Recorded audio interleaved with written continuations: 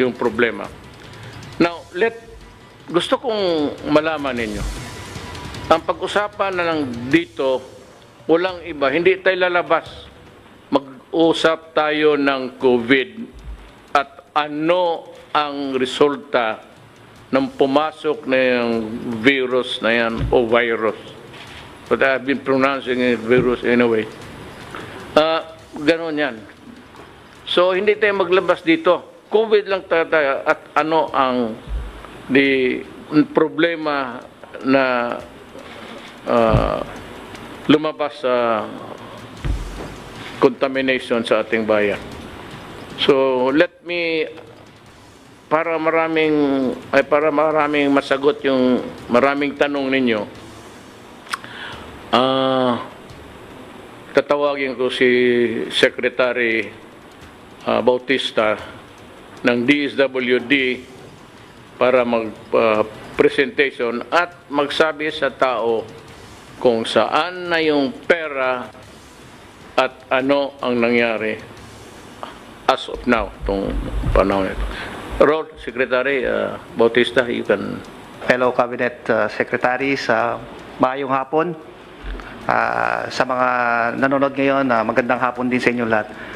Unang-una, nais ko lang ipatid sa inyo na nung dumating ang 100 billion as an initial tranche para sa cash annihilation program, ay in a matter of 3 to 5 days, ay naibaba namin kagad ang kaakulang ayuda para sa ating mga 4-piece members.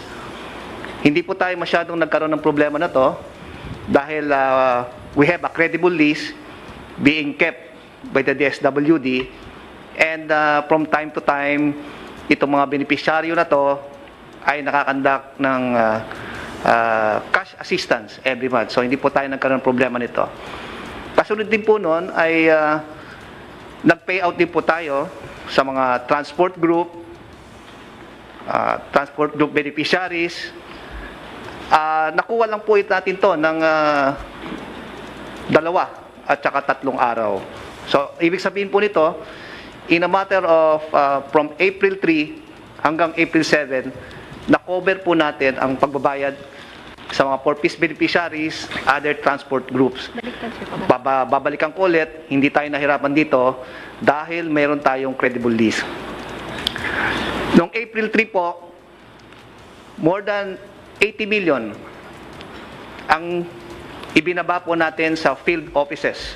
Ibig po sabihin nito, talagang yung mga budget allocated sa mga field offices para implement ang social amelioration program ay makarating kagad sa kanila. Kasi alam naman natin na sila ang mag-implement in coordination sa mga LGU.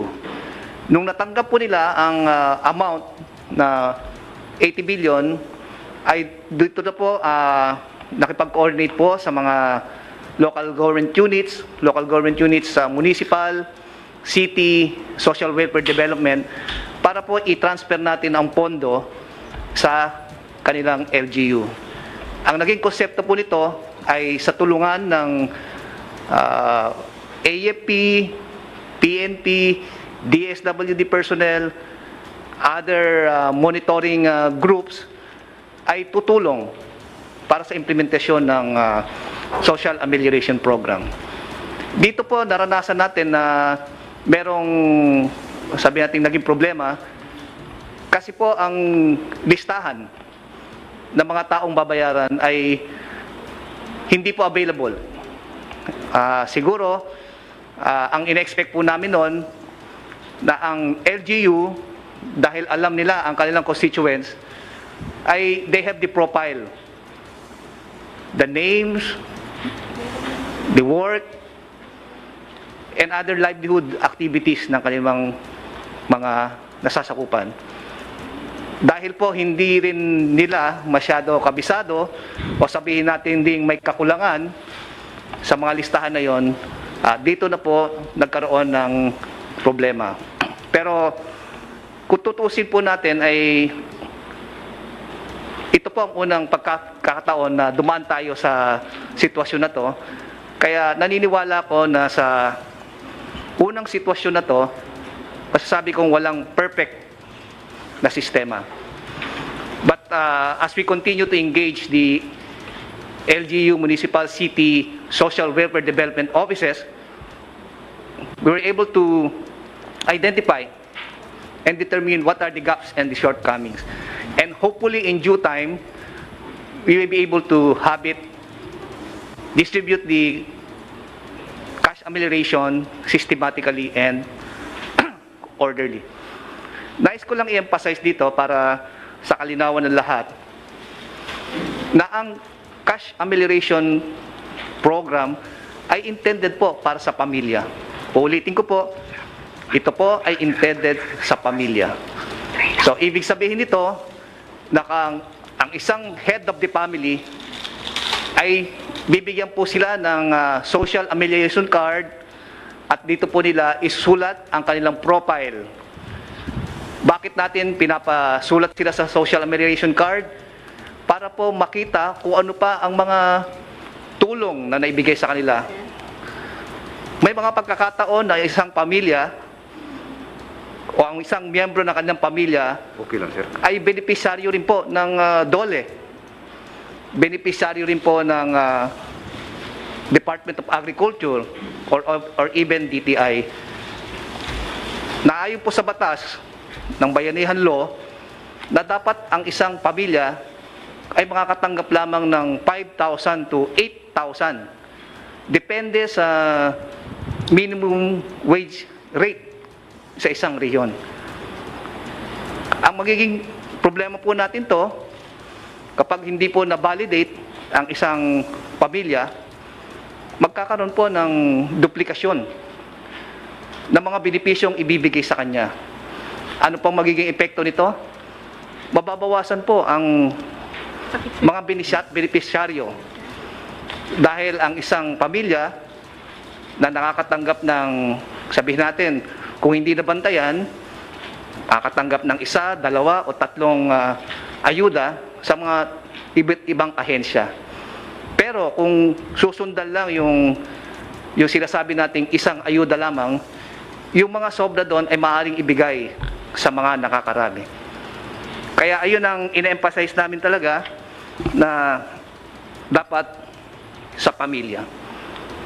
Yung mga other documentary requirements, mga basic documentary requirements na kasunduan ng LGU Municipal City Social Welfare Development Offices ay kailangan po yan dahil sa transparency and accountability. Alam naman po natin na may mga pagkakataon na may mawawalang pera o hindi mabibilang ang pera, kaya kailangan po na merong taong mananagot, taong sasagot kung sakaling hanapin ang mga pagkukulang na pera. Pero ito ang ina-encourage ko sa ating mga kapatid na dapat we should be a vanguard in the distribution of the social amelioration program. Dapat lumakas ang ating boses dahil alam naman natin na ang social amelioration program ay people's money, no? Coming from the people's tax. At hindi dapat po ito masayang o magamit lamang ng mga taong iniisip ang kanilang sariling interes. Ang akin lang pong advice sa ating lahat na this is not the time for blame game. Dapat the more that we should help one another in any form we can. Katulad ng ating sinasabi ng ating presidente na this is an opportunity for us to show to our people that we are worth a public servant and only looking after the welfare of our brothers and sisters. So, ayun lang po ang aking mensahe Ang DSWD po ay gagawin ng lahat na tulungan ng ating mga LGUs para masigurado natin na mapadali, mapabilis ang pagbibigay ayuda under the Social Amelioration Program.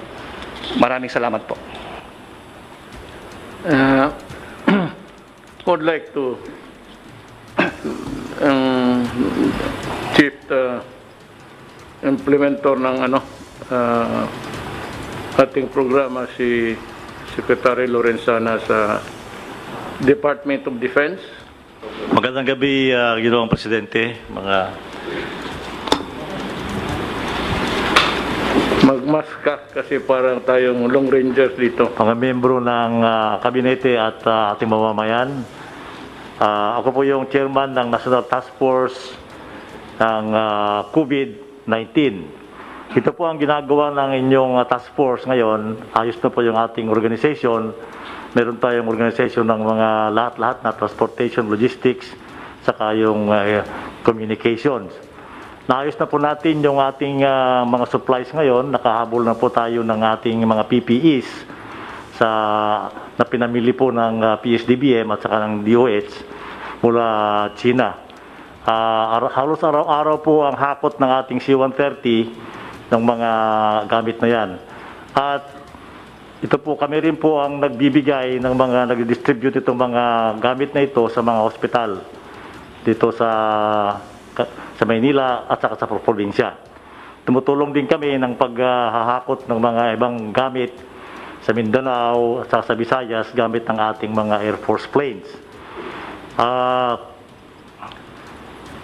Ito pong isa pong pinagkakaabalahan namin ngayon ay ang maghanap ng mga lugar na pwede natin gamiting isolation wards ng mga apektado ng COVID. Marami na tayong nakita rito, yung World Trade Center, yung PICC, yung Rizal Memorial Coliseum, yung Tala, lahat ng QI, handa na po yan.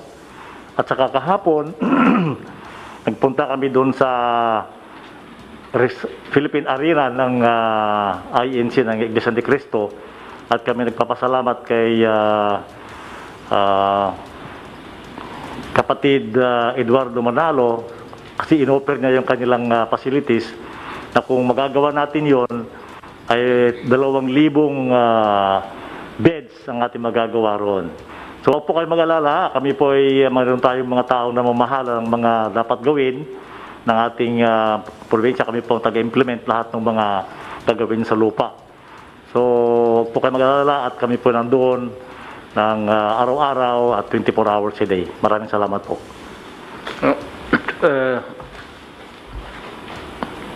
General Galvez.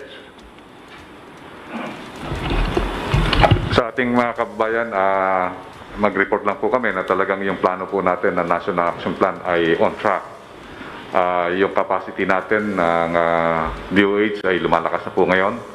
Ang ating testing ay tumataas na ngayon na 2,400. And then yung na-accredit po na mga testing center ay umabot na po na 11. And then meron pa pong 8 na nag-apply na magkakaroon po ng testing. Sa ngayon po, nakita po natin na yung ating lockdown ay napakaganda po ng ating nagawa dahil po na-push po yung curve towards 1 month na delay. So it gave us the capacity to improve our medical services. At the same time, nakita po natin na talagang mababa po yung natin. Sa ngayon po, napakaganda ng ating balita dahil kasi meron po tayong 11 recoveries ngayon.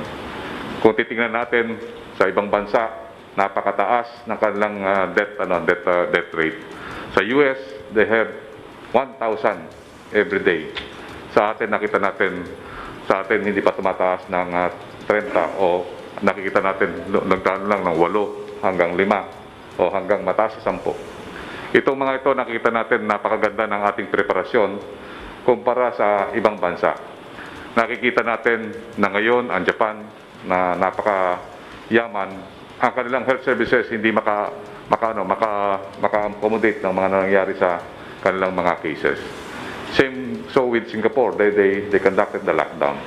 nakita natin na maganda ang naging desisyon ng ating mahal na Pangulo na tayo ang pinakauna na nagkaroon ng tinatawag nating yung travel ban sa mga bansa na nagkakaroon ng COVID cases. At nakita natin na ang ating hard decision, yung desperate decision natin is paving the way for good results that we are having now. Yun lang po at maraming po salamat. Maybe Secretary Duque, then maybe Sunny would want to just say a few statements about after Secretary Duque. Magandang gabi po, Mr. President, at sa akin po mga kapwa miyembro ng gabinete, at sa lahat po ng atin mga kababayan. Ako po ay taus-pusong nagpapasalamat dahil po sa napakamalakas na suporta na ipinamamalas ng ating Pangulo, at kaya naman po marami din po tayong mga tagumpay na nakakamit sa pagsulong po ng ating programa laban, yung plano po natin laban po sa COVID-19. At nabanggit na po ng mga iba't ibang mga kalihim ang kanila pong mga nagawa na, at hindi ko na pa uulitin. Ang mahalaga po ay ang pagkakataon kinakailangan gamitin para bigyan ng pagkilala ang ating pong mga healthcare workers, ang ating pong mga frontliners. Sila po ang taga-salba ng ating pong mga pasyente na tinamaan po ng COVID-19 infection, at kaya po saludo po kami sa lahat po ng mga healthcare workers, ang mga doktor, ang mga nurses, at lalo na po yung pong nagbuwis ng kanilang buhay. Meron 11 po tayo na pumanaw ng mga doktor. At ito po ang masasabi ko. Wala hong katumbas ang inyong kabayanihan at ang inyong pong sakripisyo sa pagsalba ng buhay na mga naapektuhan po ng COVID-19. At maganda po ang halimbawa na ipinakikita ninyo, at kayo po ang pinanggagalingan ng lakas at pasasalamat ng atin pong taong bayan sa inyo pong patuloy na sakripisyo. Ang ating pong mga frontliners ay malakas po ang suporta ng Pangulong Duterte, at hindi po kayo pababayaan. Mahirap man po ang inyong trabaho, ngunit andyan po ang lahat po ng mga namumuno sa gobyerno para bigyan po kayo ng sapat na suporta, kagaya po ng personal protective equipment. Ay kayo po ang number 1 priority sa pagbibigay po nitong mga kasangkapang ito.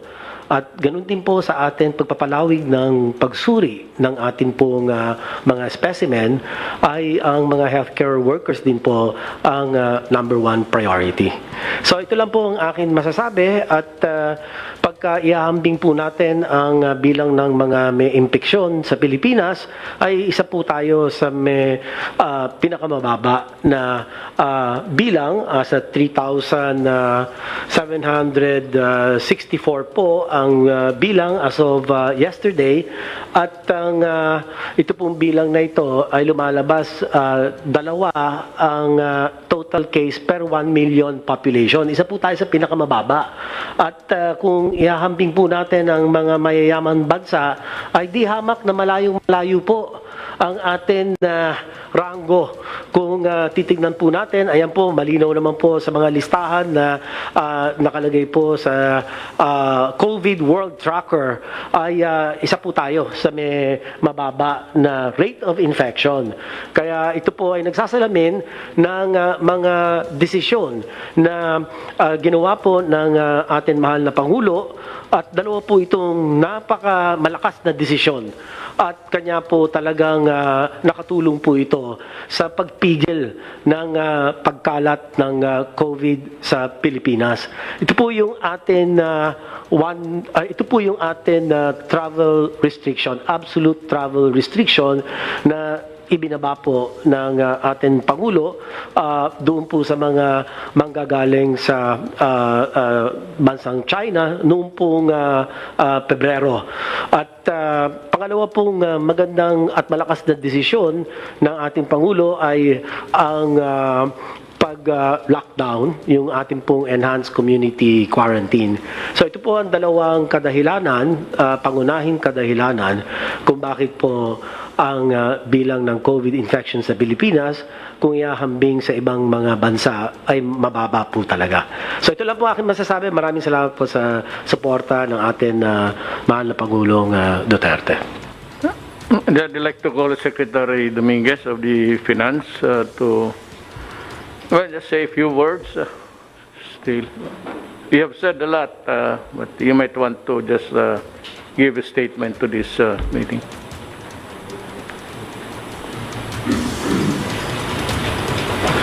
Magandang gabi, Mr. President at members ng Cabinet.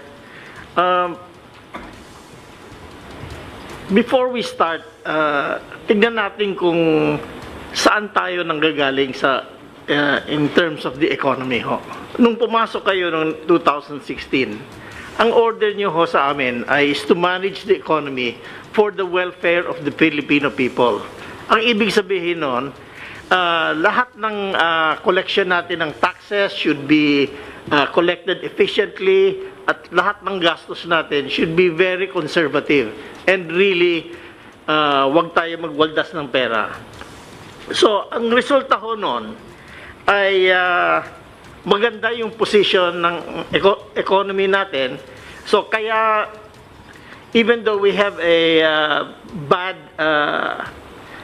luck to have this COVID-19, we are very well prepared. Ang growth ho natin from 2016 ay average 6.4%. Yung collection natin ng income ng government is the highest in 22 years as a percentage of our growth. Ang utang ho natin has gone down to the lowest it has been in terms of percentage to GDP, and it's only now 41.5%. Dati ho, 70% of GDP yan. Ang inflation ho natin, bumaba na. So it's, last month it was 2.5%, and it is within our target of 2 to 4%. Ngayon, itong COVID-19 has hit us in a very hard way.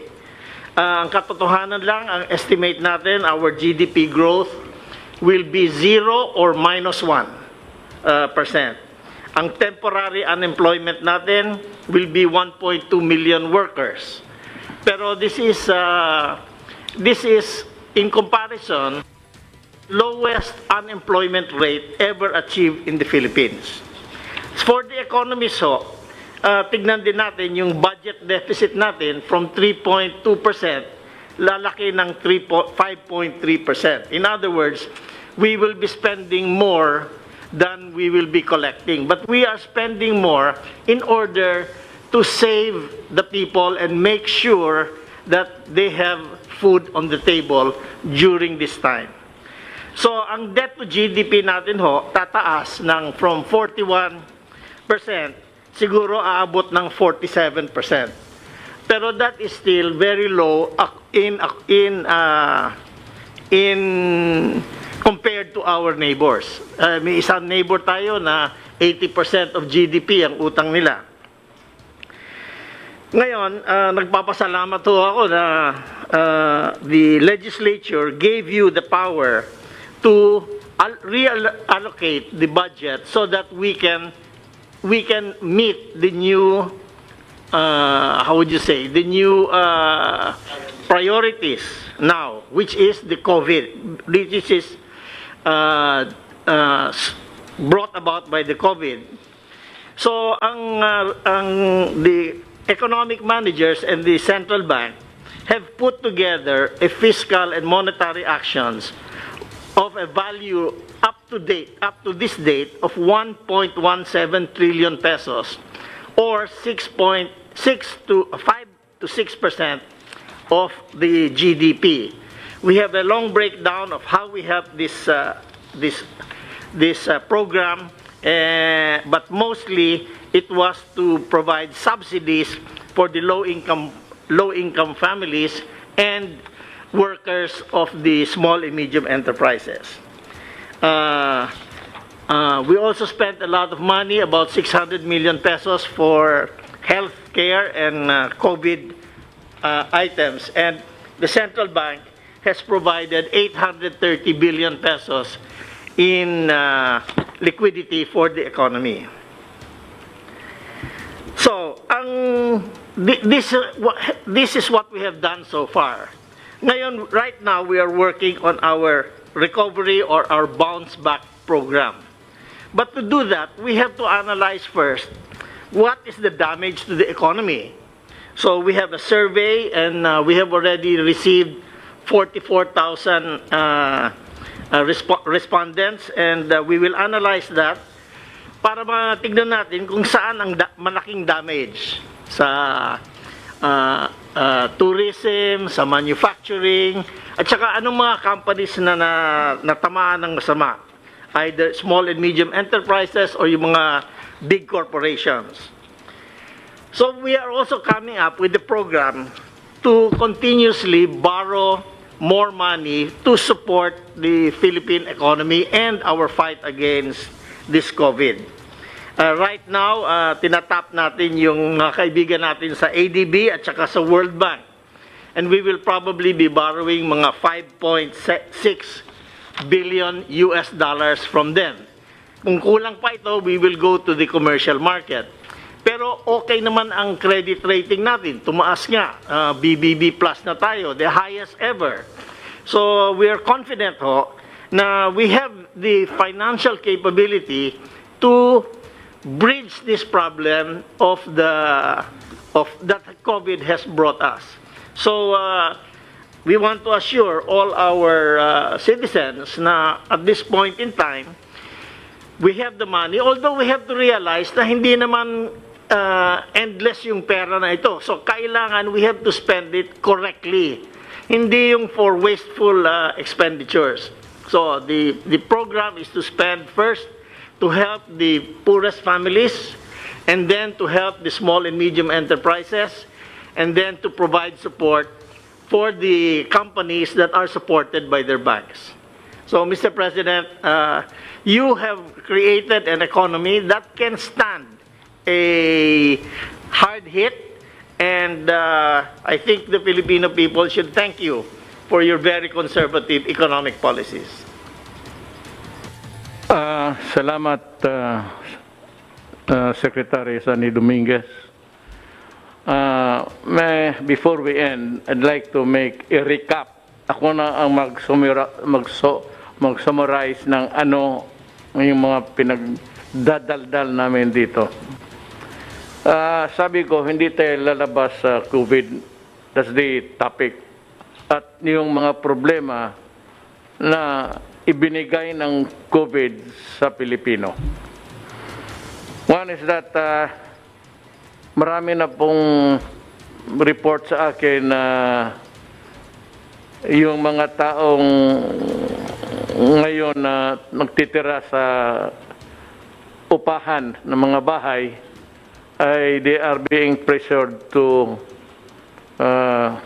pay. Alam mo, lahat tayo nawalaan ng income. So, I would like to ask the owners na kung maaari, yung sa lote, to suspend yung sa bahay, wag mo munang hingiin kasi wala talaga, okay naghihirap ngayon. And whatever na ang nasa kamay ng mga tao ngayon, they are saving it for the last day, the rainy days to come. Nandiyan naman yung tulong, pero ito ang gusto ko ninyong maintindihan. Yung pinagdadaldal ng isang congressman na ulol, torpe, na may 300 billion binigay ng Kongreso, hangin ho lahat yan. wala pa yung pera na yan dito. Yung budget for next year, we are preparing it now. Yung budget na pinapatakbo natin was prepared last year. But COVID was not included in that budget. So yung sabi ko na 300 billion, yun yung mga sinabi ko na walang masyadong proyekto na walang siguro or projects, sabi ko, that cannot be completed during my term. Sabi ko sa kanila, Wendell Abisado sa budget, and Sunny Noset is from Davao, Congressman Nograles, na nabi ko sa mga tao ko nung last year, mag-isip kayo ng budget that can be implemented at matatapos sa termino ko. Ayaw kong lumabas sa opisina na mayroong mga project na hindi natatapos. Kaya kung hindi lang man importante, ang suggestion ko sa finance, kay Secretary Dominguez, is be sparing. Yun na lang mga projects na talagang makikita mo at matatapos natin at makita ng mga tao. Kaya yung nakikita ninyo ngayon, yung madaan kung anong nakikita ninyo, yun yung projects na nakaantala sa budget that was prepared last year. Yung pera na yung para sa COVID, hindi yan pera na kukunin pa. Yan ang nireserba ni Secretary Dominguez na may pang back person tayo at may maiwan tayong pera. Tayo umalis sa gobernong ito. Yun ang totoo dyan. Ngayon, yung pera sinasabi ng tong ulol na abogado naman sana, pagkatorpe po. I think your brain is melting. You're a lawyer, bagay. Economy mato. Saan ka nag-aral, ewan ko. Iyang pera, yung pinoprogram last year na ngayon, ito yung budget na guide na pera na makakolekta natin. So, ang fiscal year is divided to first, second, third, fourth quarter. Ang ginagamit ng natin, yung nakakolekta natin ngayon. Yung sa budget na nakaprogram, hindi na matuloy yun dahil sa COVID, nag-ikis ang panahon. So yung may mga project ngayon, baka ilagdag ko yung malalaki pag nagkulang ako sa pera para sa control sa COVID. Magastos itong kalaban na ito. Hindi mo makita at lahat ay tinatamaan, hinuhostage tayo. Sabi nga doon nag-Facebook sa akin, natatawa na lang ako. Paano natin labanan yung COVID kung nagtatago tayo? Hindi mo kami pinapalabas ng bahay. Alam ko,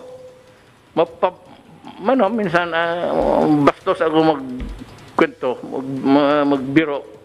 Pero totoo ka talaga, tama ka. Kaya pamatong na pinapaalis ako kasi wala akong solusyon. Sige, tama. Ikaw na ang presidente. Kaya sabi ng mga sundalo, nasaan ka na? Kasi mag-report na sila sa iyo. Hindi ka man nila nakikita, where are you? Kasi kung nakumbinsi mo ako na you have medicine to cure COVID in 7 weeks, anak, sabihin ko sa iyo, kung totoo yan, Adre, ako na mismo ang magtulak sa ulo ko dyan sa Pasig. Gago, umalis ka na at dumating na ang santil mo ng...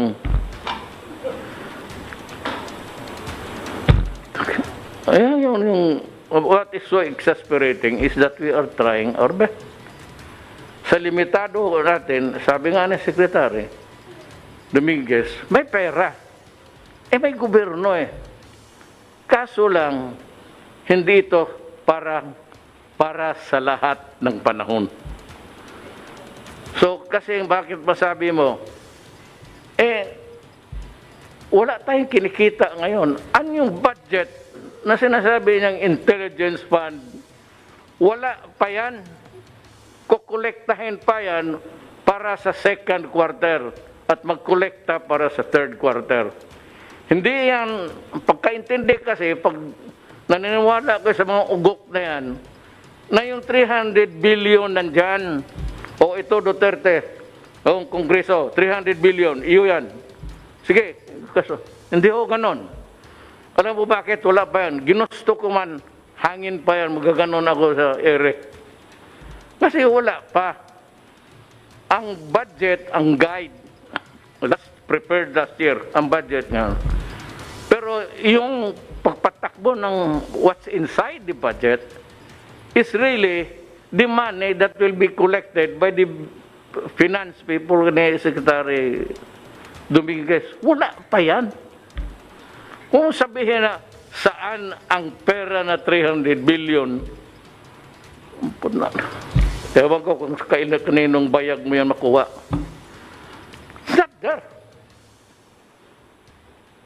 Magkukolekta pa ako ngayon. Masunod ba yung collection mo? Hindi. Bakit? Wala na. Ang ekonomiya patay. Walang negosyo. Walang nagbayad. Wala yung nagtatrabaho na magkaltasan yung sildo nila. There's no source of income now. Except may perhaps yung fixed assets natin. Yung mga lupa, may mga building, yun. Pero aside from that, the big money, ang sabi ko, ang gobyerno hindi nag-iimprenta ng pera yan. Ang gobyerno gagastos lang sang-ayon sa ekonomiya mo. Economy is really yung GDP na sinasabi na dito. It's actually income. At paano kaltasan ang pera mo, ang income mo sa mga utang mo, diyan kunin. Ang utang mo, GDP. Ang utang mo, marami kang utang, hindi marami kang babayaran, walang matira. Minsan meron, kukunti na lang. But what is important really is, makinig kayo kasi, alam mo, kung hindi kayo makinig, and if you persist on listening to the idiots of this world, itong mga Pilipino, talagang madali ang pagbabagsak natin. So you listen very carefully because we are trying to save not only an economy but the country. Help the country alive. I am not asking you to help the economy. Wala kayong maitulong pati ako. So you just try to, do something that is not precipitate statement. That would cause trouble na manggaling doon ang problema kasi mahirapan na tuloy tayo. Pero kung gusto yun nila ang mangyari, sabi ko sa akin, it's up to the Filipino people. If you decide to listen to the insane, Amatong and Company, pati yung congressman dyan, pwede doon kayo.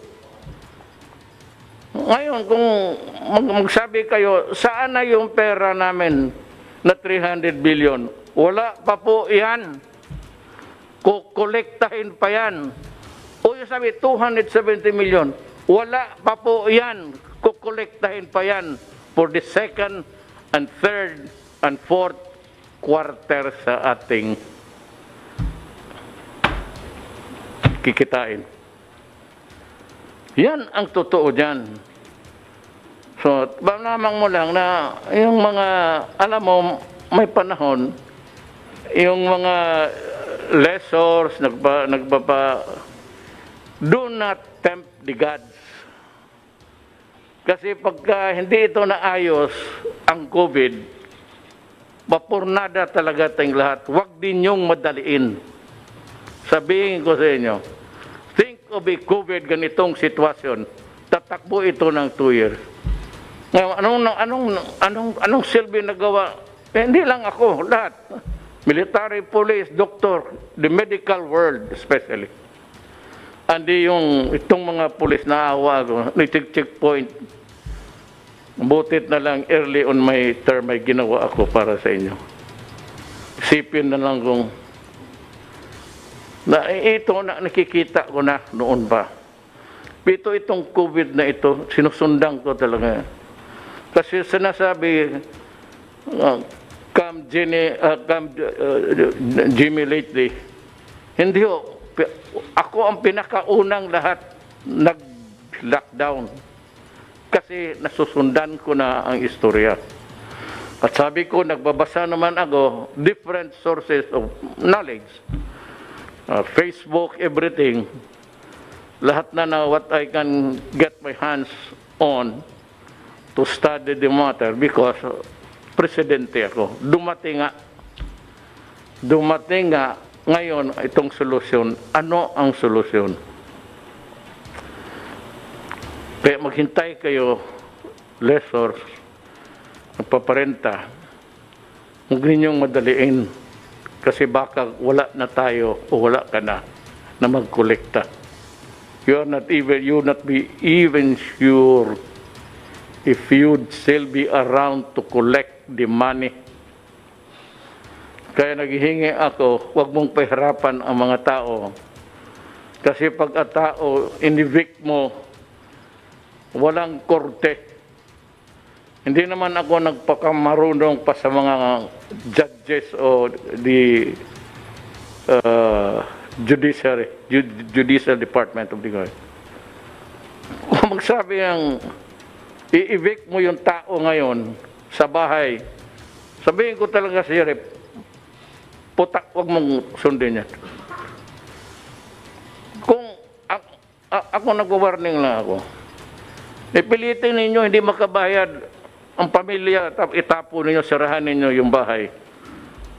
Sabihin ko, buksan ninyo yung bahay. Papasok mo uli yung pamilya. Punta ka ng korte, sabihin ko na, huwag kayo maniwala. Hindi makakatulong yan. Hindi sana gusto ko ng anarchy. Pero at this time, makialam ako sa lahat ng opisina. It's because it is my duty to preserve the nation. And the only way I can do it is really to impose order. Ngayon, kung sundin mo lahat ang batas na para makapabor ka under the law, but itong panahon ng COVID, hindi naman talaga natin gusto at nandito, at gagawin mo yan, magsalubong tayo. Sabihin ko sa iyo, magsasalubong tayo. I-evict mo yung tao, pupuntahan, personal ko, pupunta ako, sabihin ko, ibalik mo yung tao. Huwag mong itapon yan sa daan, kasi tayo ang mag-enkwentro. Kung hindi mo naman pala gusto mo tumulong ng kapwa-tao mo, sunugin na lang natin yung mga apartments mo. Punta, may bumbiro, tabangin mo. Huwag ganun. Huwag ninyong i-pressure. Ayaw kong gustong magsalita na ganito. Parang hold upper. Pero if you interpret it that way, hold up talaga ito. Hold up mo kami sa aming mga pinaghirapan namin o itong mga to. Ako lang hirap ako magsalita.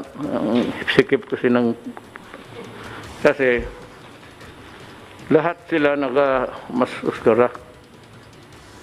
Mahiya naman ako kasi ang order ko, huwag kayong lambasan, walang maskara. Tapos makikita ninyo lahat sila, ako lang ang hindi. So, maghingi ako dyan sa mga sundalo. Binigyan nila ako. Pero ang binigay nila yung para sa mataas na ilong. Kaya nahulog kasi wala akong ilong. Hindi naman ako. Saan ba niya bila ito sa Amerika? May ano pa, may parang ano pa dito hangin, mahigop mo. Maliit naman yung butas, let's say, baka labas-pasok ang COVID dito sa mukha ko. Well, anyway, ganon. Nakikiusap ako. Nagmamakaawa ako sa inyo. Huwag ninyong pilitin ang mga tao ngayon. Walang pilitan. Kasi talagang mag-iengkwentro tayo. Hindi talaga ako papayag.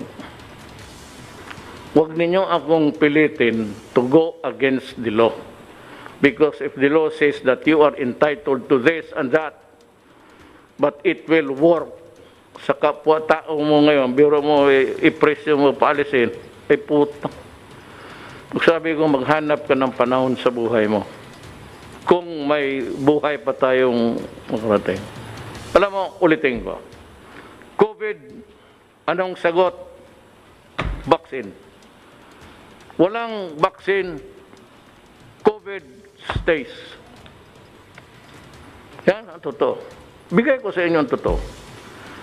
So, magmaskara tayo kung wala pang vaccine mga Christmas time. Sabay na tayo sa mga hold-upper. Pareho na tayo, pareho na lahat.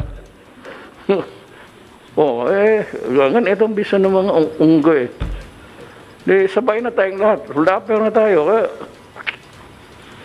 Naiinis ako alam mo, dandahan lang. Sabi nga ni Secretary Dominguez, may pera. Do not pressure anybody or a poor person just because you have this right. It is not the time for you to pressure other people because of your right. Ay, sabihin ko sa'yo ulit, mag-iengkwentro tayo. Sigurado yan. Taga ninyo sa bato yan. Hindi ako papayag. Ang mga papayag, sinong tawagin ninyo? Pulis. May mga pulis, umalis kayo dyan, pulis. Get out. Wag mong... Kasi pulis, mag-riot yan. Kung lahat na nag-uupa kayo, paalisin nyo, yung isa, pinaalis o paalis, magra-riot, sinong... Di kayong pulis. Dumamili kayo. Saan kayo susunod? Are you ready to confront the violence that will be created? Or you stay with me? Because I will make the decision para sa lahat. For the common good. So yung baka balang araw, as we go along, marami man namang mahilaman si Sunny. Sabi niya, we can generate funds. Sabi niya, marami ang nagpapautang sa atin. Ngayon, kung makabayad ba tayo, di hanapin nila si Dominguez, bakit tayo? Kung hindi tayo nakabayad, ako ba ang nagsabi na si Sunny man yan. Pero sabi ko, classmate kami nito. Since kindergarten, valedictorian yan. Kaya bright siya. Pag nasabi maraming pera, sabi ko, ang huli nito, alam ko na ano. What is the end game? Pag maubos talaga ang pera, ipabili ko lahat ng propiedad ng gobyerno. Yang cultural center, PICC, yung lupa dyan. Totoo. That's the last na pag wala na akong makuha and we are about to sink and really sink, I will sell all the assets of government. Tapos itulong ko sa tao. What is important is na saan yung pera ninyo? Importante maintindihan ninyo yan eh. Kaya sa mga text, saan na yung 300 billion? Address. Hangin yan. And it will continue to be a hangin pag second quarter mag-break. The economy will mabutit na lang. Sabi ni Secretary Dominguez, he's assuring that we can still stay afloat. Lulutaw pa tayo. Pero sabi niya, huwag ka lang magsabi na kung kailan. Kasi yung mga tao, hindi mo mabigyan ng hope.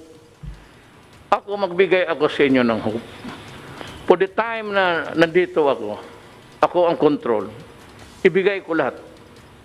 Yung kaya pagbili ko lahat, pati propiedad ng kung saan, ipagbili ko. Ngayon, ibibigay ko sa inyo yan. And do not worry about the money.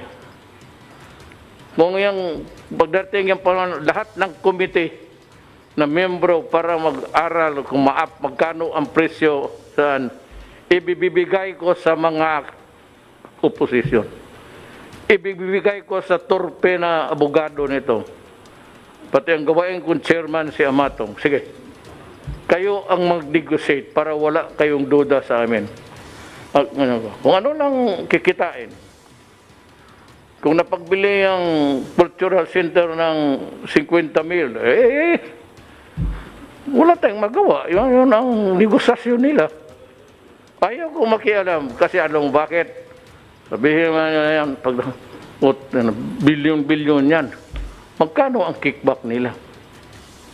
Kaya gusto ko lahat ng negosasyon, kung may ipagbili man ako, if ever, if at all, ganito.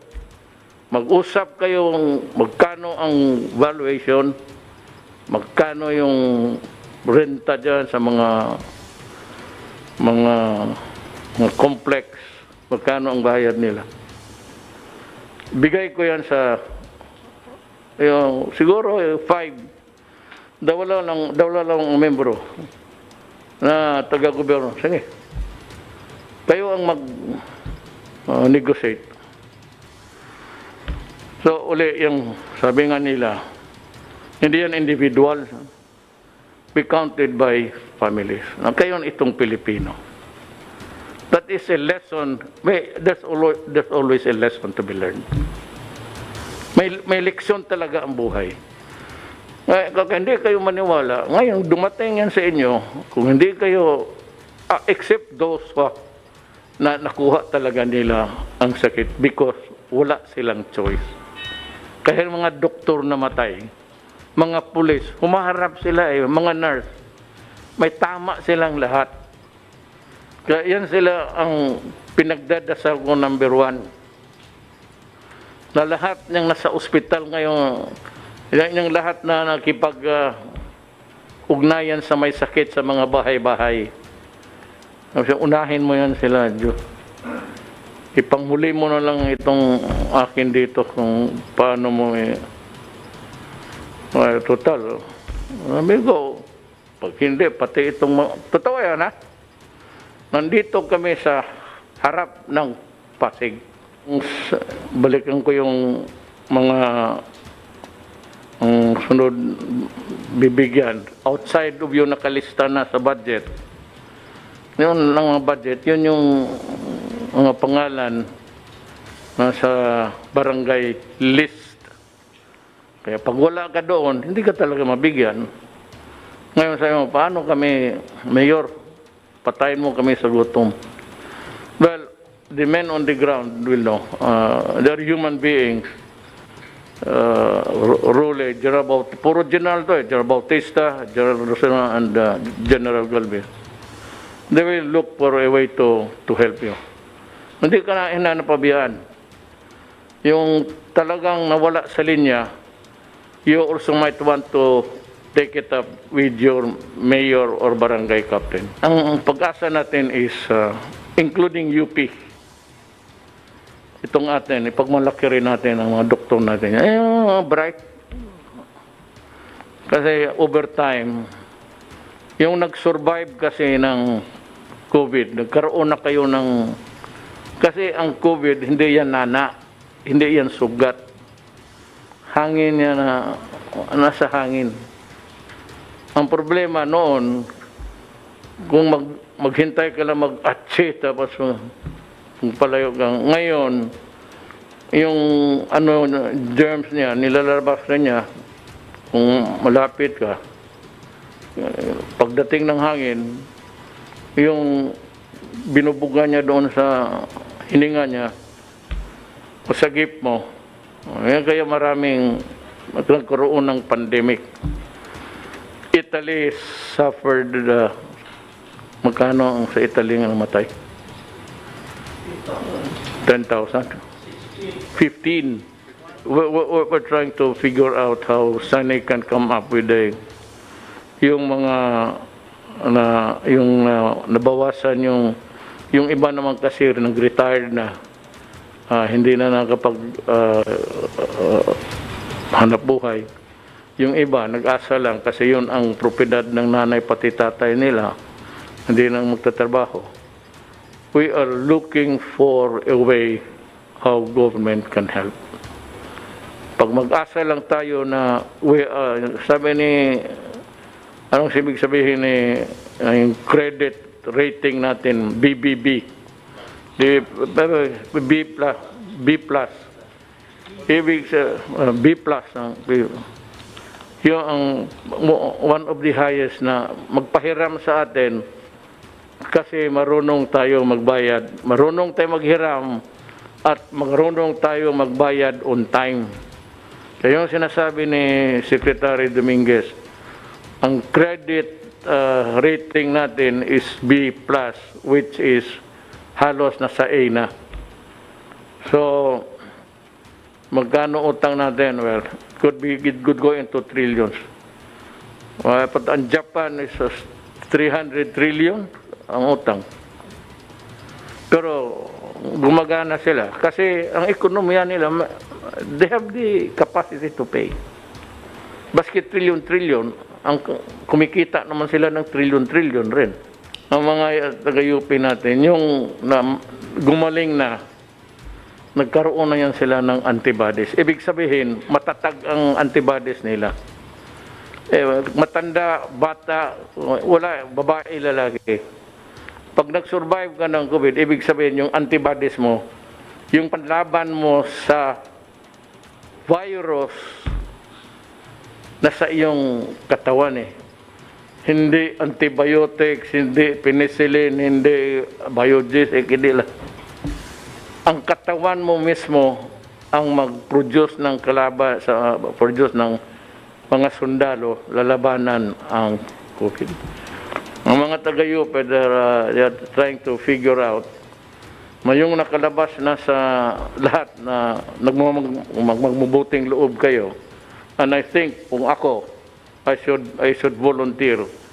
That is the way of thanking God that you have survived. Pakuha kayo kasi yun ang dugo ninyo, yung plasma ninyo, yun ang i-inject doon sa mga tinamaan. So, yung katawan mo, makukuha niya yon, yung dugo na kapatid mo na Pilipino, makukuha niya yan. Kasi kung mahina ka, matatanda, kagaya sa amin, I don't know if my immune system is working efficiently. Sabi nga nila, ang vulnerable, yung matatanda.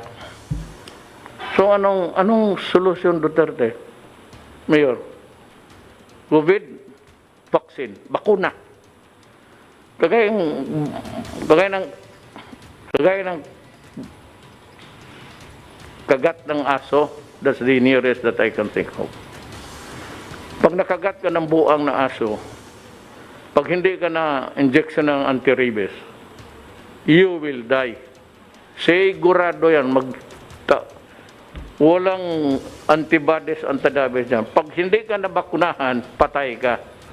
Yun namang sa COVID, hindi ito gaanong rabies na, it's not really a form of rabies, but yung mga tao may mga resistance, yung matatag. Yun yung mga tao na, hindi ko kayo iniintriga ha. Ito yung mga tao na, nandyan sa daan, araw-araw trabaho. Pero lahat ng nahigop nila lahat na siguro yan. Kaya matatag sila. Ayun yung iba naman, genetics. In the meantime, we help each other as one nation. Hindi ako maggano kung if you still want a quarrel, go ahead. I said there will be a time for that kung mag-survive tayo. You can keep criticizing, pero alam ng taong bayan, alam na ng Pilipino, ano itong COVID at ano yung hakbang ng gobyerno. At importante ito, I was stressing it again and again. That's why I requested the presence of Secretary Dominguez. Yeah. Saan yung pera? Sabi, saan yung 300 million? Uy, ugok, wala pa yan. Kukolektahin pa yan. Pag nakolekta na yan sa second quarter, yung pera na pag-ipon mo, ang batayan niyan is the budget prepared last year, which is being implemented now. Yung mayroon tayong savings, yun na yung sinabi ko kay Secretary Dominguez, mag-ipon ka for the rainy days. Dumating nga talaga sa buhay natin.